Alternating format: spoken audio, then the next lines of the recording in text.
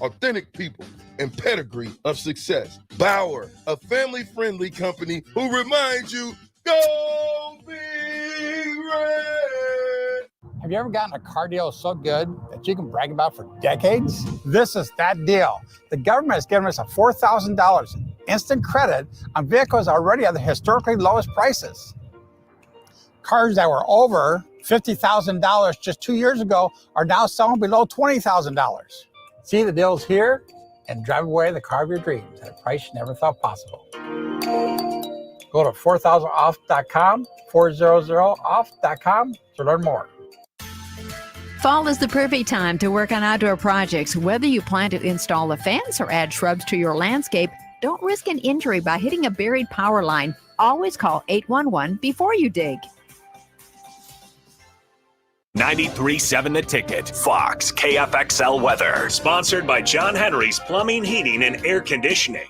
Your Lincoln forecast for today, we'll see lots of sunshine with a light south breeze. We'll see an afternoon high around 84. Tonight, clear skies with an overnight low around 59. And tomorrow, more sunshine with a convenient south breeze and an afternoon high around 90. I'm meteorologist Kyle Klecker for 93.7 The Ticket and theticketfm.com. It's the greatest time of the year again. Kickoff is here and football is officially back. Over 1 million fans across 33 states got in the game last year by making picks on Underdog, and this year you can too. Making picks on Underdog is straightforward and signing up is even easier. Just head over to Underdog's simple-to-use mobile app or UnderdogFantasy.com and sign up with promo code EARLY, and Underdog will give you a free pick to use on your first cash pick'em entry, plus up to $1,000 in bonus cash when you deposit. That's Underdog Fantasy, promo code EARLY to claim your new customer special of a free pick and your deposit offer. Must be 19 plus in Nebraska and present in a state where Underdog Fantasy operates. Terms apply. Concerned with your play? Call 1-800-GAMBLER or visit www.ncpgambling.org.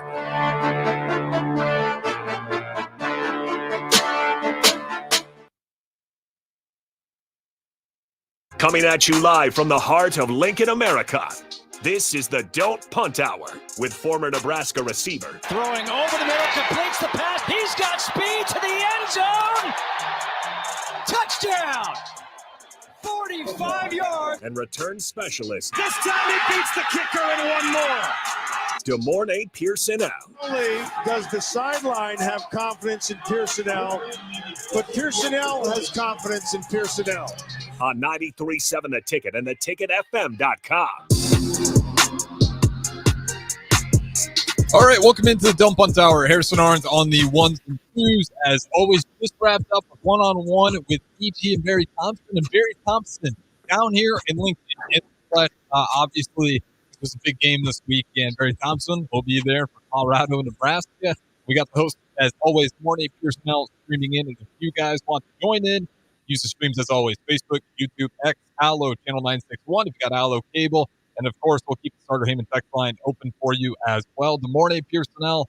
How's it going on this Wednesday night? We are right around the corner from it. We got NFL tomorrow as well. We'll definitely talk about that. I feel great, but how are you doing? I'm good. One day close to the game day. So, it's a big week. It's a good challenge. It's a good week for us to, make a point. Yeah, that part right there. And I do want to talk about, some of the keys, and Barry Thompson mentioned it. What is the mindset of Dylan Raiola? Should you go out there and try to match? Should he just go play his game? Should you rely on the defense? We'll definitely dive into all that. But first, we do got to talk about, pains me a little bit. And Nebraska volleyball, they do get swept last night by SMU in surprising fashion. I'll ask you this. What's more surprising, Florida State losing to Boston College or seeing the powerhouse that is Nebraska volleyball get swept by SMU? I would say they're about equal. They're both, it wasn't, expected. You kind of knew what it was. I mean, for the girls, it's early in the season. Mm-hmm. The coach has harped on certain things early, and hopefully this is a kind of a wake-up call that, for them to they can still recover. Like they're going to be fine. But they're like I said, they're about even. I don't want to put one above each other because it just with Florida State coming off the year that they had and the people that they got, that it was a little bit shocking to see what happened again. I mean, and then losing unranked like that, again, it was another big shock. So I say they're even. I'm definitely going to put Florida State still as the more of the shocking, just because with the volleyball, it really feels like just the extreme momentum. Now, the sweep does make it interesting. You think they'd be able to get one, but with Florida State, I don't see a way out of it for Florida State the way I can see it with Nebraska, because Nebraska, they did beat a ranked opponent in Kentucky right off the bat. So it's like, okay, maybe you can just chalk that up as a really bad night where you didn't show up. With Florida State, they have yet to show up. And Boston College was one for them to try to get back. But yeah, I don't see a line of hope for Florida State the same way I still have hope for Husker volleyball. I mean, yeah, I get that. But I mean,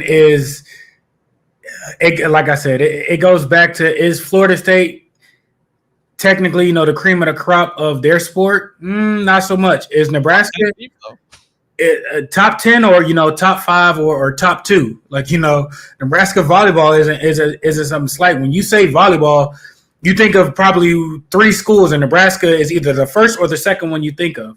Yeah. So regardless of them beating the top opponent, that was something, unfamiliar. So I'm not just going to just pass it off because of this and that. I'm looking at the magnitude of what the actually school is, what the history of the school is and everything like that, and the dominance that they have. Like, it was uncharacteristic. So like I said, for me, it's a draw. Because, I mean, you got a dominant team or you got a dominant program that's been, to national championships in the last, 10 years. They at least been to, 5, 6 at least. Or, been one game from going to it. So, I mean, you can't knock that just because, and I'm not saying you are, just because, it's not football. Yeah, and I want to bring the comparison because both teams, obviously volleyball didn't go undefeated, but damn near. You look at Florida State, they did go undefeated, and they both kind of early on have had some real shockers. So I think it's a fair argument either way. I'm still going to go with Florida State just because I don't see a line of hope for them, especially kind of with the schedule. But, of course, with Husker volleyball, I think they got plenty of life, longer season. What do you expect for Husker volleyball in these upcoming games here? Do you think this can be a quick turnaround where they get right? Do you trust John Cook and his coaching pedigree? Because the roster's pretty much intact from last season. So I do think they'll bounce out of it sooner rather than later. But what are your thoughts? They're a young team. I mean, it's not it's not a whole mix of, a lot of older, kids or whatnot. I trust him and whatnot. Like I said, I mean, he's come out and said, he's struggled with the kid or the athletes have struggled with, certain things, discipline or, just not playing up to how they can be. And I don't know if that's, dealing with the distractions off the field or whatnot and everything like that. But I mean, each team faces, their setbacks. Each team, has their challenges and something like that. I'm pretty sure this isn't something that he hasn't seen before. So I definitely think, they'll be back. They'll be fine. I don't think it's something that we're going to get accustomed to. I don't think, he's losing his juice or anything like that. It's just one of those nights, they were off. They were, not at the top of their game and, they got caught slipping. Yeah, and credit to SMU. I do encourage people to go watch the game. Yes, Nebraska didn't look their best, but SMU looked really good. I mean, they put it together. So I don't want to say it's like, well, it's all Nebraska for just not showing up. SMU proved something. They might be a team to go ahead and dial and tune in and watch if you're a volleyball fan to see what they continue to do, if they ride that wave after beating elite volleyball school or if they kind of come back down to reality. But again, that's kind of wrap things up here. That's why I still think Florida State's a little bit more of a shocker because Georgia Tech and Boston College, yes, they played good, but it was things that felt like Florida State could have got a hold of and just execution-wise felt like they were falling apart. Husker volleyball, you can make some of that. They weren't executing very well, but it wasn't, to me, to the same extent where Florida State at times just felt like getting sloppy, frustrated, just didn't really know what they were doing there at a certain point. So with that being said, I do want to drop that there. We'll continue to root for Husker volleyball, track their season, see if they bounce out of it. let's talk NFL. We got the first Thursday night game. I'm pumped up. It's going to be a good one. We'll see King Henry and Lamar Jackson for the Baltimore Ravens versus the Kansas City Chiefs. The Chiefs host it. Give me your thoughts, just kind of walking into this game, what you think you're going to see, what you like, and which team you think is going to come out with it. I think coming into this game, I think you're going to see not a whole lot of animosity, but animosity. The Ravens have had a bitter taste in their mouth, the whole offseason, and it's, kind of petty, but the NFL does, some of those games that are like that, which the next year, that'll be the first game out the gate. I think early on, I mean, you know what you're going to get from Kansas City. You know what you're going to get from Baltimore. This might be a preview of, later on into the season, AFC Championship type thing. So you want to figure some things out and get some things straightened out early on that may help you, later on in the season. It's going to be bitter for the Ravens because, they're going to be raising a banner. That honestly they went through y'all. They came to y'all home's field.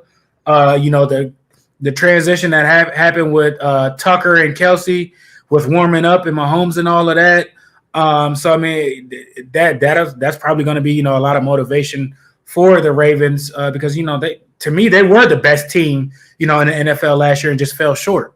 But you can expect, I think, a high value game, a physical game, a lot of going back and forth. I think Mahomes has gotten his weapons, and he might kind of show off his new garage of speed demons that he has. And Lamar, you got 2 Heisman winners in the backfield. That's crazy. With Derrick Henry and Lamar, that's a challenge for the defense. Who do you rather have the ball? Are you Lamar? Is still Lamar. He still can pull it and run and whatnot. We've seen him change his game and be more of a passing threat. So I think you'll see the Ravens come out a lot more physical. I think they go to Arrowhead and give the Chiefs a loss. Yeah, and can you guess the spread for that game? Probably 7 or 3. Yeah, -3. The Chiefs are favored, but Vegas is saying keep your eyes on home field advantage. That's what I'm saying. It's one of those where Vegas is saying we don't know. We're going to go with the home team. So that's the game that definitely circle. I love it. It's the best. It's a great way to kick off the NFL because there's obviously. You want to watch the champions, see how they look going forward. And, of course, I think, are the Baltimore Ravens the most intriguing team heading into this season just simply for the additions they made? In particular, obviously, the running back is going to be the real big one. People are going to be curious to see. I would say they were one of them. I don't know. I think the whole situation that happened with the 49ers this offseason will crown them like how pretty much, your 2 staples of your team, weren't there. You had some significant departures from your team, and y'all kind of really didn't have training camp to kind of gel together. It's a different team, so I think definitely Baltimore after the 49ers. I think definitely you can fill in Baltimore for that role just because of what they have on the offensive side, but. I mean, both teams honestly have lost, some significant people. The Baltimore Ravens have lost the defensive coordinator. He's now the head coach of the Seahawks. The Chiefs have lost, their number 1 cover corner. They didn't want to pay him, and he left to Tennessee. So, they still have McDuffie. They still have, Chris Jones, but it's a little bit different when, you don't have that number 1 guy that you can feel that, that lockdown, in years before we've seen Kansas City have Fulton. It goes from Fulton and it went straight to, I can't think of the DB's name that left from down there, but it went straight to him. They had Honey Badger, but before that, so, their secondary is good. Spagnolia does a wonderful job, but both teams are new. Both teams, Baltimore has a horse, a stud at running back. They might lean into the run game a little bit more than what they should have been, doing last year. So it's going to be exciting. Both teams, has some question marks that will be answered, with their first showing. And I want to ask you, in particular with the Ravens offense, what do you think you might see some tweaks in their offense simply for just having a running back of that caliber with them, in a way that your average everyday fan can understand without getting too deep into the X's and O's? That, what kind of wrinkles do you think we'll see that's new for the Baltimore Ravens this year? Because they're gonna run the ball more. I can probably bet on that. It's gonna depend on what do you want to take away from the Ravens. Do you want to stack the box for the run, and pretty much leave your secondary exposed with Zay Flowers, Nelson Aguilar. So it's going to put teams a bit more in a predicament to where they were already a physical team, they weren't missing the star running back, but what Derrick Henry brings to the game, so you have to respect that. We've seen what he's done at Tennessee since he's come into the game. And Tennessee, they had a couple good years where they were a physical dominant team. Baltimore has been a good team. They haven't really been bad since they drafted Lamar. So you put that caliber of Derrick Henry behind that offensive line with Lamar, and we've seen Derrick Henry pass the ball so that takes a lot of the hits that maybe that QB draw of what we've seen with Lamar. But it's going to put defenses in a rough spot because are you going to be more of a zone team and, good luck with tackling pretty much Derrick Henry with not enough people in the box, or are you going to put a lot of people in the box and Lamar's going to, shred you through the air? So I think that's going to open their offense up a lot because they haven't particularly had, a true number one stud running back. They did what they needed to with Gus. They had, J.K. Dobbins. He was hurt and everything like that. Their last probably, stud running back, you would probably say, was Mark Ingram when they had him, and they were the number one team in the AFC. So I think, it will get back to that type of environment. Yeah, I'm curious. It's going to be what I'm excited to see is what does this add to Lamar Jackson's passing game? Because I think he's proved that he can be an efficient passer. For sure. Now, add that wrinkle to it. I think the running back room, they've had just unfortunate years too where injuries really plague them and put more pressure on Lamar Jackson to really execute. But if Derrick Henry stays healthy, I like some of the other backs in the room as well. I think that's a team that can, really just put defenses on edge that, okay, what do they want to go for here? Because Lamar Jackson's perfect. He's had some 400-yard passing games. That was the one thing people are always hammering on is like, well, he doesn't have those big numbers. He seems like he's patched that up. We've talked about the playoff game last year. I don't want to blame that on Lamar Jackson. I just think offensively that I didn't like the play calling. It wasn't on Lamar at all. Like, he did enough to win the game. Now, outside of that fumble that was deemed a touchback, that kind of broke the back of them, because honestly, like the Chiefs didn't score, I think, a touchdown that next half. So the defense made adjustments. They stopped Mahomes. Honestly, just the offensive side couldn't score. I think the offensive coaching, the offensive coordinator went away from kind of what got them there, which was running the ball. And I don't know if that's kind of the Mahomes effect, to where it's like you kind of panic and they throwing it and this and that, and you kind of, if it's not going right, you kind of get off plan and you panic, and then you start, taking shots. The shots aren't hitting the wide receivers necessarily, aren't hitting and everything like that. And that puts you kind of behind the hole.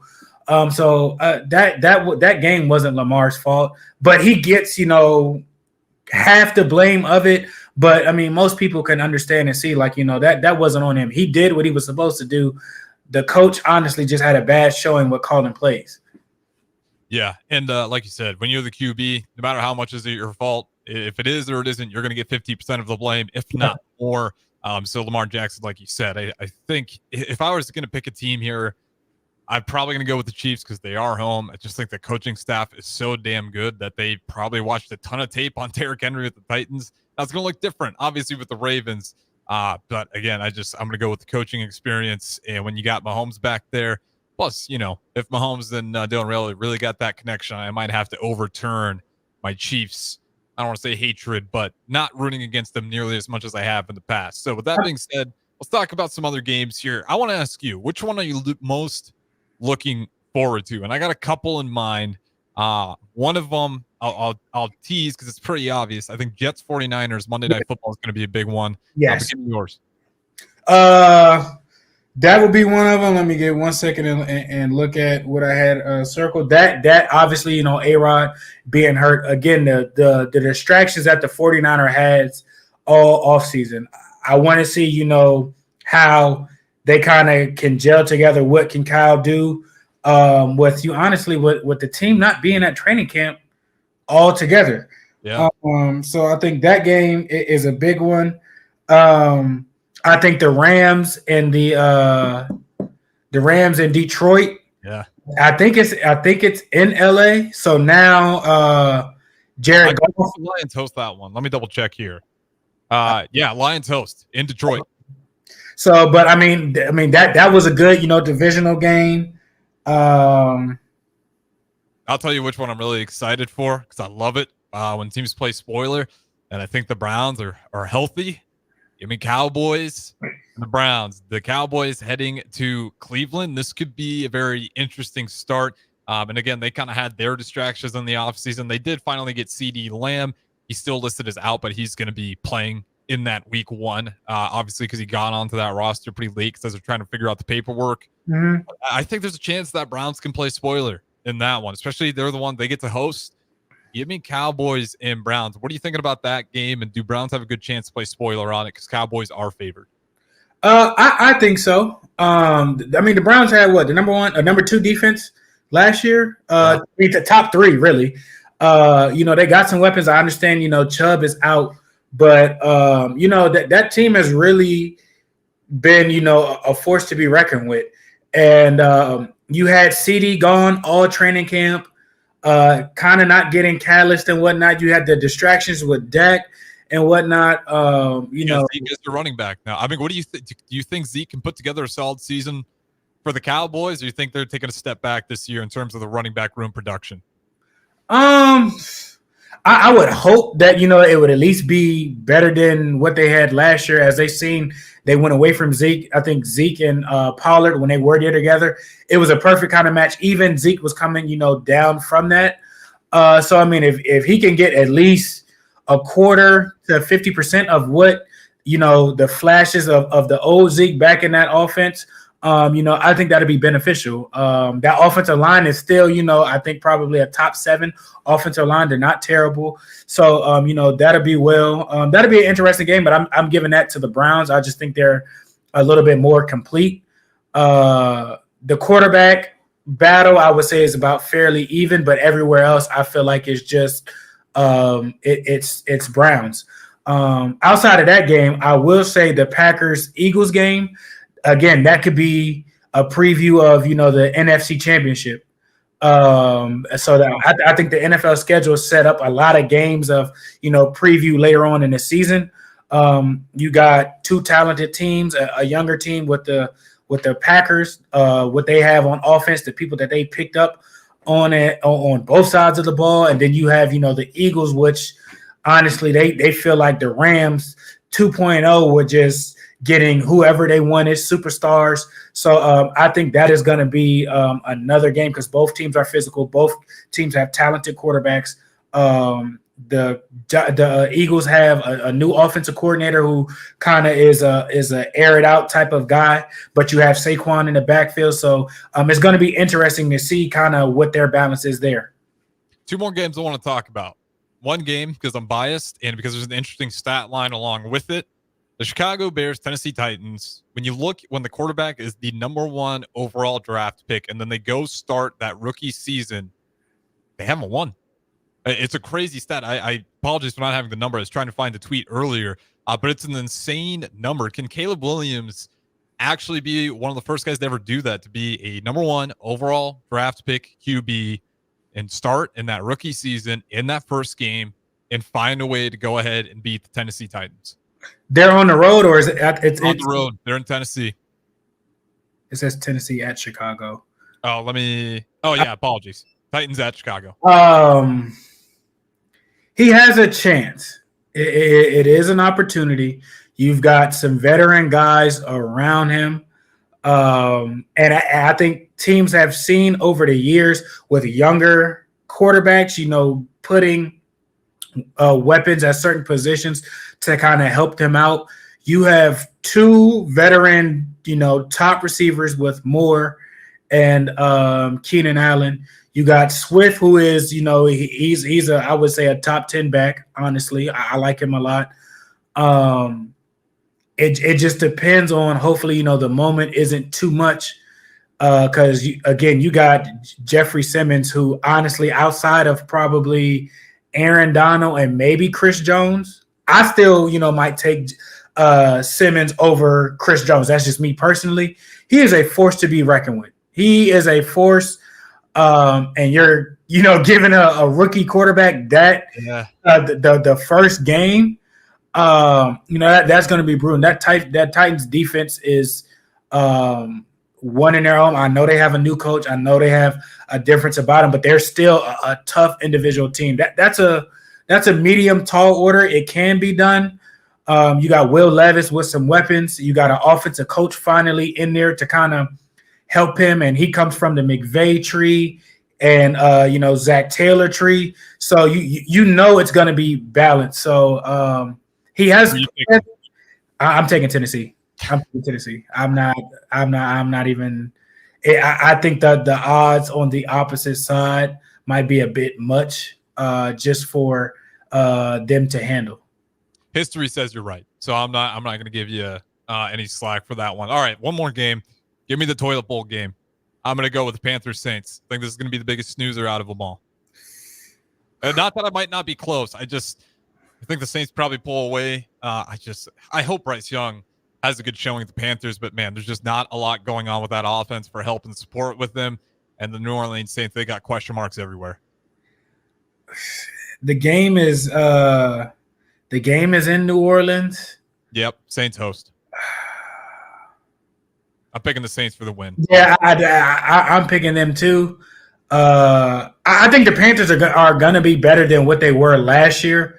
Their new head coach has, brought back the careers of a few guys at the quarterback position where, guys, they weren't really, touching them. Geno Smith got paid over $100 million when, that head coach was with the Seahawks. That coach took the offensive coordinator job with the Bucks. He got Baker Mayfield paid $100 million.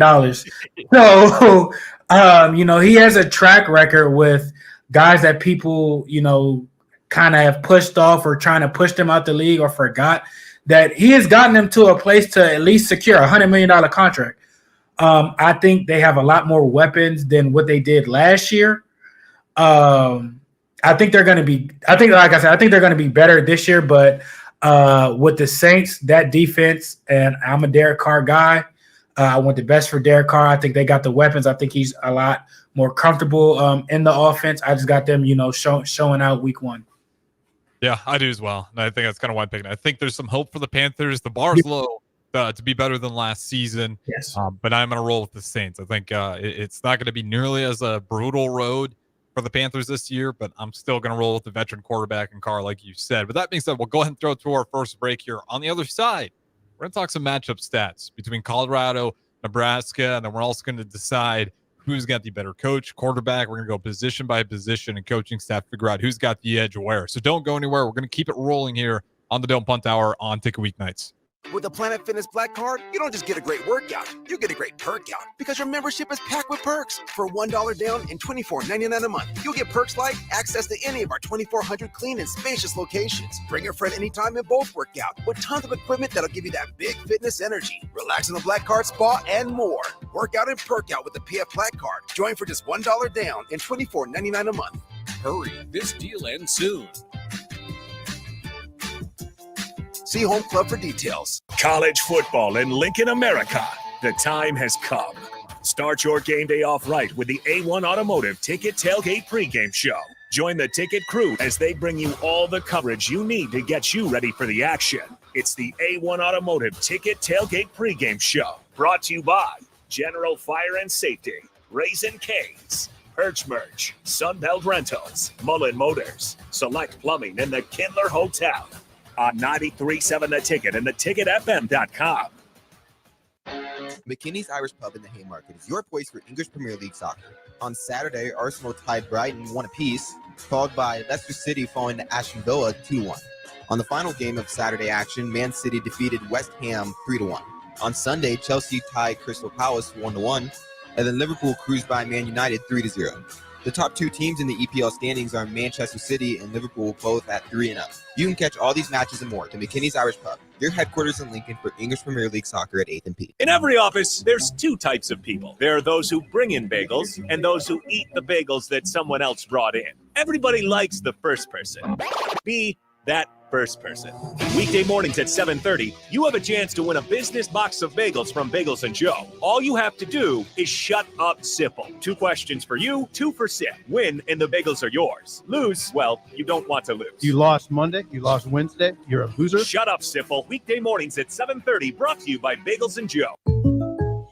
Explain to me again why we're sleeping on the ground. Because we're thramping, thrift camping. It's saving us money and getting us closer to nature. But we don't need to thramp. I just combined our home and auto insurance with our State Farm agent, so we have a rate that fits our budget. All right. Do you think our agent can bring us an air mattress? Call your local State Farm agent, Vinny Krekak, at 402-474-1173. Individual premiums and budgets will vary by customer. All applicants subject to State Farm underwriting requirements.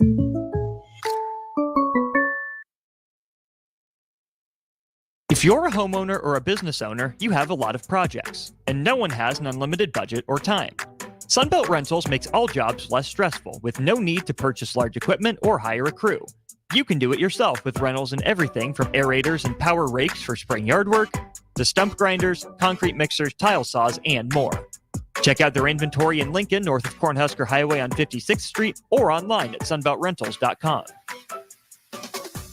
Follow the Huskers to the City of Angels when Nebraska plays at USC in November. Book your official Nebraska alumni travel package at huskerfantravel.com. Choose from 2 or 3 night options that include a downtown LA hotel, exclusive welcome event, game day transportation, and the official Husker Huddle pregame party. Add on game tickets for an optional upgrade. Transportation to and from LA not included. Join the official Nebraska alumni trip to see the Huskers play at USC. Spots are limited, so book your trip now at huskerfantravel.com. Hi, Sean Callahan here for Koppel Chevrolet GMC, and Truck Month is back. We have absolutely gigantic savings right now at Koppel. They are offering $12,500 off on select new pickups. That is not a mistake. You heard right. $12,500 off list price right now on select new pickups. Those discounted units, though, will not last long. These are all manager specials. You have to come in now, so hurry in down 144th Street or shop online at koppelcars.com. You'll be glad you did. Stock number G356093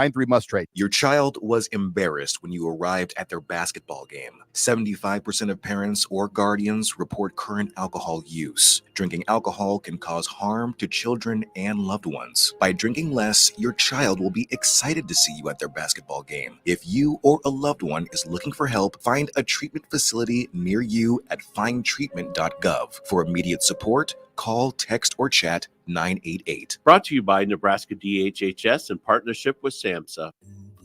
Rain, snow, or shine, John Henry's is here to keep your home's plumbing systems working properly no matter what kind of weather Nebraska throws at us. From unclogging toilets and drains to installing new water heaters and water treatment systems, John Henry's is your plumbing expert in the Lincoln and Omaha communities. Visit us at calljh.com or call John Henry's. 435-5555. John Henry's Plumbing, Heating and Air. And electrical. For 15 years, Farrell's Extreme Body Shaping has been helping Lincoln become healthier, happier, and more fit through our proven combination of kickboxing, strength training, and nutrition coaching. And to celebrate 15 years of success, we're offering you 50% off our next 10-week challenge beginning September 14th. That's 10 weeks of fun group fitness classes and individualized coaching for half off. And at the end of the 10 weeks, someone's walking away with $1,000 for the best transformation. Come check it out. What do you have to lose? Click on the banner at theticketfm.com to learn more. Farrell's Extreme Body Shaping at 40th and Yankee Hill or 70th and Vine. And check us out online at fxblincoln.com. It's the greatest time of the year again. Kickoff is here and football is officially back. Over 1 million fans across 33 states got in the game last year by making picks on Underdog, and this year you can too. Making picks on Underdog is straightforward and signing up is even easier. Just head over to Underdog's simple-to-use mobile app or UnderdogFantasy.com and sign up with promo code EARLY, and Underdog will give you a free pick to use on your first cash pick'em entry, plus up to $1,000 in bonus cash when you deposit. That's Underdog Fantasy, promo code EARLY to claim your new customer special of a free pick and your deposit offer. Must be 19 plus in Nebraska and present in a state where Underdog Fantasy operates. Terms apply. Concerned with your play? Call 1-800-GAMBLER or visit www.ncpgambling.org.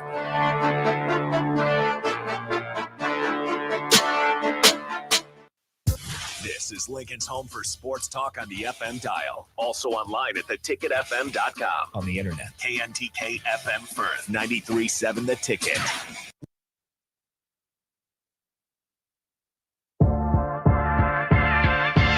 This is the Don't Punt Hour on 93.7 The Ticket and theticketfm.com. Here is your host, DeMornay Pierson-El. All right, welcome back in the second segment of the Don't Punt Hour. Like I said, you guys are always welcome to join in, give your thoughts as we inch closer to NFL tomorrow in Nebraska versus Colorado on Saturday. And that's what we're going to talk about on this segment. We're going to dive into some of the key matchup stats and some of the grades we're going to give each team heading into this one. Real quick from the text line, shout out Tristan, shouts out DeMornay Pierson-El. Again, always a lot of appreciation from the Huskers. Appreciate that. And actually, while we're on it, I do want to talk about this, but I want to ask you, what'd you see in Isaiah Garcia Castaneda as a punt returner? Because we've talked about that magic number. If you get to 10 yards on average, that's kind of that Goldilocks zone. For reference, 2010, Devin Hester was 17.1. Mm-hmm. Absolute insanity. But what do you see out of Nebraska's punt return, in particular with IGC back there, Isaiah Garcia Castaneda? Do you think he can put together a season where he is getting close to that 10-yard average? I think it's possible. Just at first glance, he was a natural and looked comfortable at catching it. Whether if somebody was in his face, whether if that's he had to, track the ball, his alignment at the start of it, of understanding, what the opposing kicker is trying to do. So he kind of lined up his alignment pre-kick was, awesome. It put him in a perfect position to get to the ball. That way, you don't have to worry about panicking of getting there or not catching it. He caught the ball high. And after he caught the ball, his first steps were vertical, like upfield. So he's attacking. He's confident. He's not scared. His decision-making, was wonderful from what, we've seen in the past. If it was a fair catch early, he got it earlier. That way he's not worried about anything or whatnot. He was decisive on making a decision on if he was taking it or not. And those are some of the things that, you can't take for granted because, muff punts can be a game changer. That's a turnover. So, and that arguably like the biggest momentum swing you can really have, because not only do you get the stop on defense, you're feeling good, they punt the ball. And typically you do that, they're walking into a touchdown pretty easily right after. He definitely had a good showing. But this week's a new week. You gotta, practice your craft. Make sure that, you're still hitting your keys, understanding, what your opponent is trying to do, and go out there and be, have another consistent week. Yeah, key word there, I think for me personally, is decisiveness. I think we've had years where we've had, sometimes by injury, sometimes by just maybe not doing well enough in practice prepare, but we've just had some guys where we're just hoping to fair catch it. Like, let's just not mess it up, and let's just make sure that we can get under it and just catch it safely. He was decisive, and I know he's going to have better teams, better punt teams coming at him. But right now, game one, he is hovering around that 10-yard average. We'll see if he can keep it up there throughout the season. Obviously, if he stays healthy, but it was good to see. All right, we are talking Husker football versus Colorado, so let's go ahead and put Memorial Stadium in the background. Key matchup stats here. This is just after week one, so I don't want to go too much of this. We'll go more focused on the grades here, and then we'll dive further into, after week one, how these teams are sizing up. Coaching battle. Who you giving the edge there?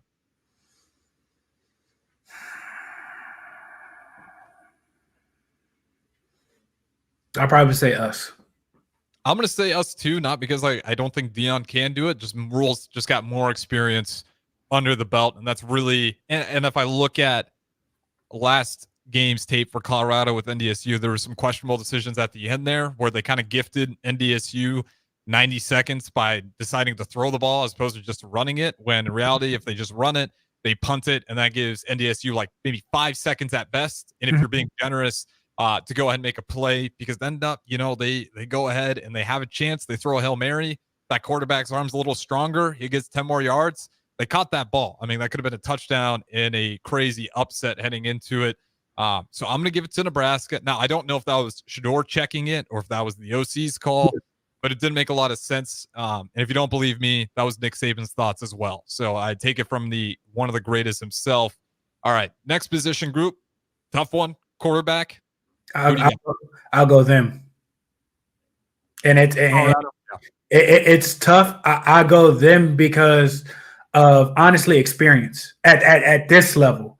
This is not Dylan's first big game, but this is his first big game, here. There's a lot of tangibles and other distractions outside with stuff. Not to say that he can't handle it or anything like that, but Shador has been, in some of these big games. He understands. He's a little bit more familiar at this level with, understanding the magnitude of something. And we've seen him, time and time again show up in these type of games. So I'm not, giving it to him just because of that. I just think experience is better a little bit on their side. So I'll give that to Shador. Yeah, I'm going to give it to Colorado as well. I just need more tape on Dylan. Like, how consistent can you get, especially against some better DBs and some better safeties out there? Does it look the same as it did against UTEP? I just don't know yet. So I'm going to go ahead and give it to Colorado. I don't think it's a crazy take. We did hear one of the Nebraska players make some comments about the comparisons. I'm sure that's going to be in the bulletin board in Colorado's locker room. I'm sure it already is, to be quite frankly. We'll probably hear about it tomorrow. Yeah, I know they've been cranking Hail Varsity's music at practice. Like, they're getting ready for it. Interesting, Matt Rule taking the approach. We're not even going to act like this is maybe that's kind of what he's saying in the press conferences, but they're just going to treat it like another game. No rules, or you can't wear black, you can't wear gold. They're not playing Colorado's fight song throughout practice. So it's interesting to kind of see the two ways they're going about it. Next group here, running back room.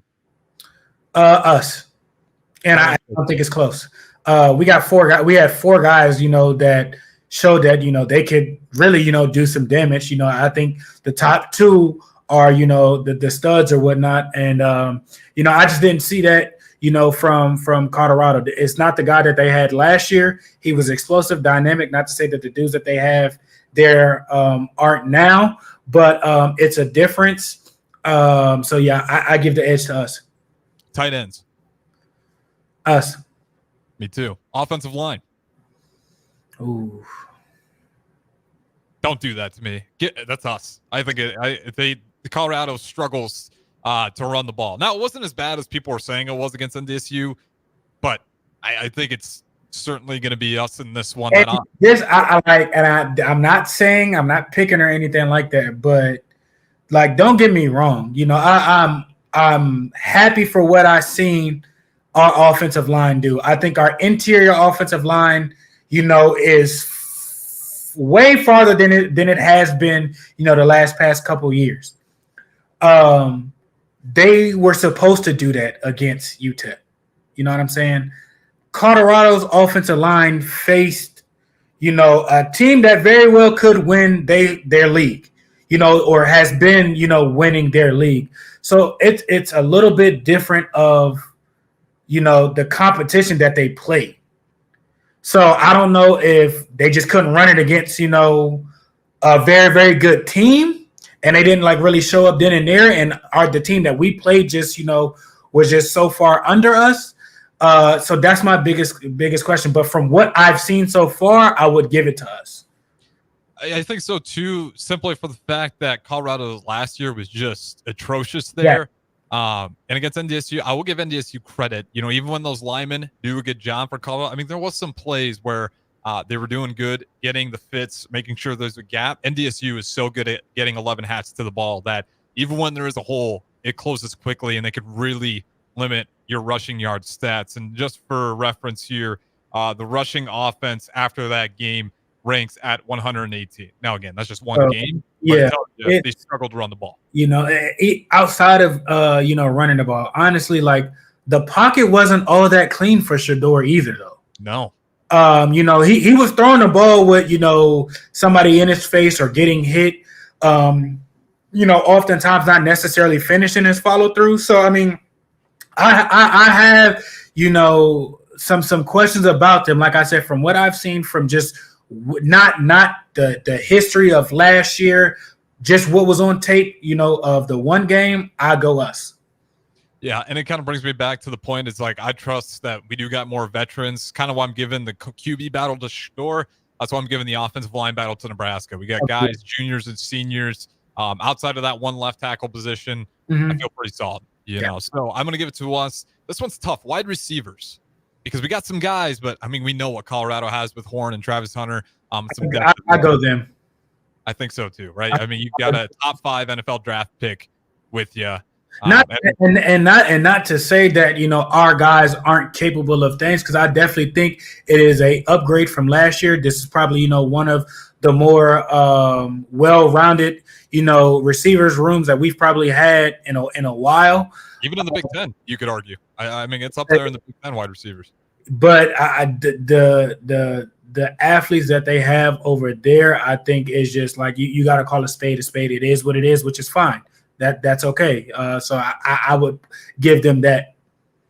Yeah, absolutely. Fullback, I'll give it to us. I don't even know who Colorado's got back there, but I don't think they ever have a fullback, to be honest. I think they always play spread out. You're not going to see a fullback out there for Colorado. All right, defensive side of the ball. Let's talk about that defensive front seven in particular. Who do you like more? Us. Yeah. How far is the spread on that one is the question. Is it enough to be dominant to the point where we can really shut down Colorado when we want?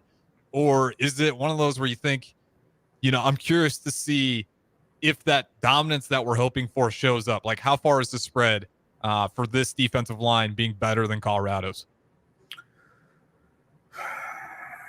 An exact number would be necessarily hard, but I think.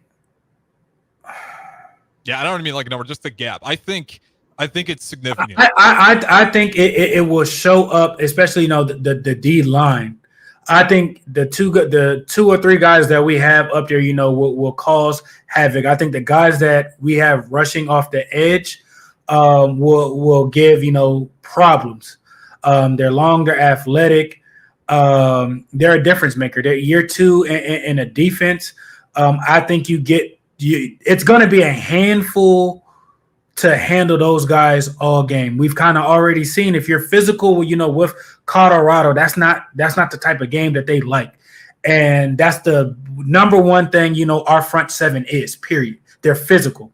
So I would give us that there. And I think, late in the game, third quarter, definitely you'll see, hopefully, that Colorado offensive line break. Yeah, the reason why I say it's significant, partially because I hope it is, and partially because I've seen it before. I think if Nebraska is going to pull away with this win, you need a good night out of those guys. Because if Shedeur gets comfortable, They're explosive. There's no doubt about it. That team is explosive. They can score points on anybody. They could probably score points. Well, it depends. I mean, that Georgia rush can get there pretty quick. I don't know if they can score points on Georgia. If the front seven can get Shedeur off of his box early, get him kind of outside of the pocket, and we're probably going to have a spy. What I mean by spy is that, that hybrid linebacker safety position or defensive end on whatever side. If he comes out, look, this is your responsibility. Go at him to make him make a decision to where he doesn't have time necessarily to kind of pick you apart. So if they get him out of, the QB pocket, outside of the pocket, or have him, to where he has to worry about maneuvering and his eyes aren't downfield to, show off his arm talent and his accuracy, and then you got guys chasing him and plastering him, I think that will be, a difference maker. Yeah, and they got to play good because we even saw it last year in that first half. Ty Robinson just misses on a shoelace sack. Shedeur turns it into a touchdown. Like you got to be elite, and when you get your shot, you got to make it. Yep, because otherwise it opens up an escape hatch. If you miss it, he's gone. And I think that's like that with all of them. With Horn, with Travis, we've seen Travis take a hitch 30 yards to the house. A hitch. Know what I'm saying? Like that's that as a receiver coach. That's what you want. Those type of plays. But when you are triggering, when you are shooting your gun, you can't miss. You gotta get him down or, slow him up. And the pursuit of the rest of the team has to be A1. Yeah, because even if, we're sending a blitz, if that blitz does not land, you can bet your money that Shedeur is going to throw it to where that blitz came from, and they're going to get some good positive yardage off that. And like you said, even if it's a small route, they got good enough wide receivers. I don't think Horn gets talked. Yes, Travis Hunter is scary. Yes. Horn is just as scary. Like, you need to respect him. So that brings us to the last position group. We'll group them together. Safeties and cornerbacks. Who's got the edge?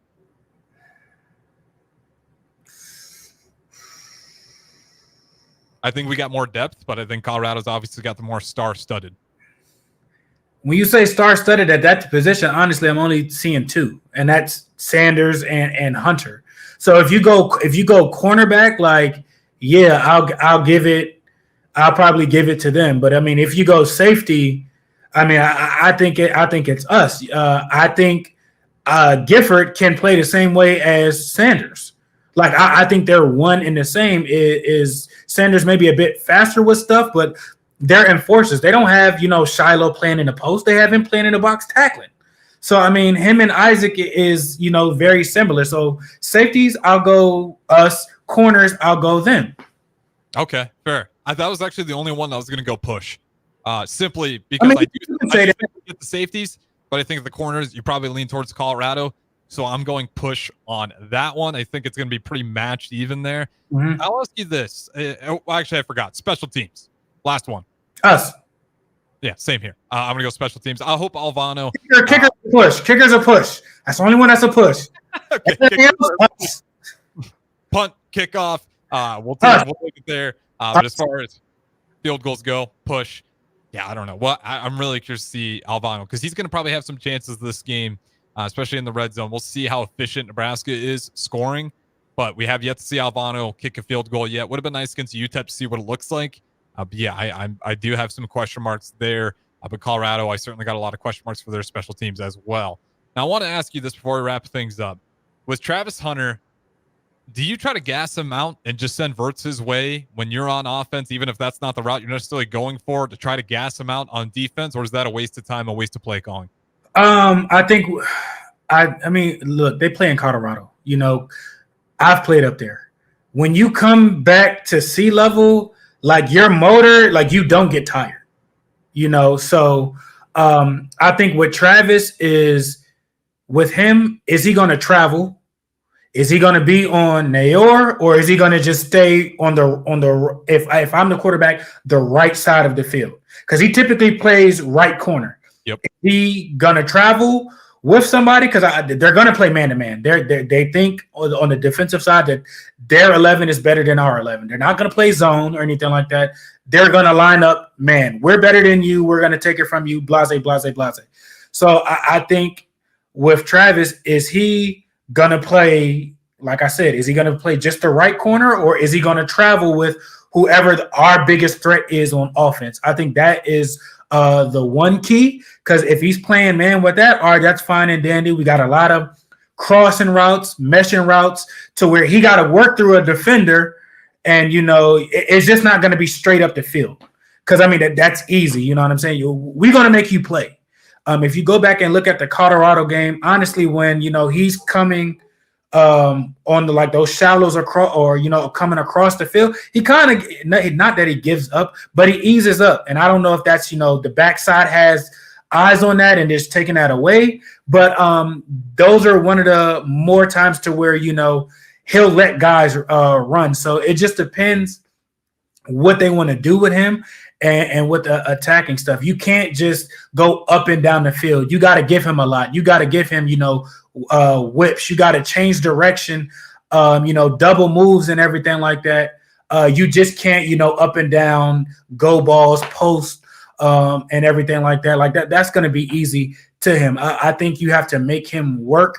And I think, you send pick routes at him. You got to make him fight under picks or fight over picks. You know what I'm saying? You can't just let him be on the island and not necessarily test him. You got to make him run. Yeah, it's funny you mentioned that. Chancellor Brewington kind of said the exact same things you did, talking about plays where he starts to ease up when he gets to that part of the field. So it's going to be curious. I think he probably will just sit at that right corner, because I think Banks, Nayor, I don't know if it's going to be wise for them to just have him run all over the field when I think both those guys can be lethal. But you're right. They certainly will be a man. There's not a single scenario out there where I think they get in zone. But that being said, though, that's going to wrap it up. We got one more day of the Dump Punt Hour tomorrow, and we'll really dive into this game, all the O's or X's and O's, and then we'll give our picks for it. But don't go anywhere. We got Off the Field with Kendall Lanier. That will go from 8 to 9, and then the Malone Radio Show, as always, on a Wednesday night. Good morning, Pierson-El. Appreciate the time as always. Tomorrow, we'll do it again and give our picks.